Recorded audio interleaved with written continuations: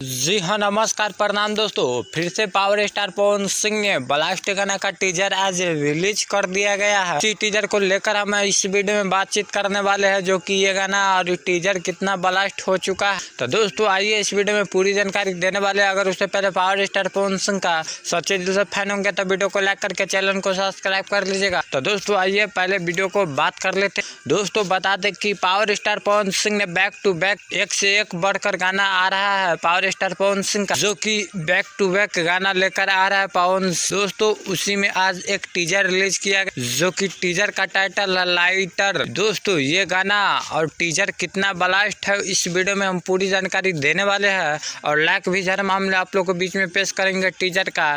तो दोस्तों आइए आप लोग को बीच में लाइक भी हर मामले टीजर का रिलीज कर देते हैं। दोस्तों बता दें कि 3 घंटा में व्यूज लाया है 63,000 और लाइक लाया है 23,000, कमेंट लाया है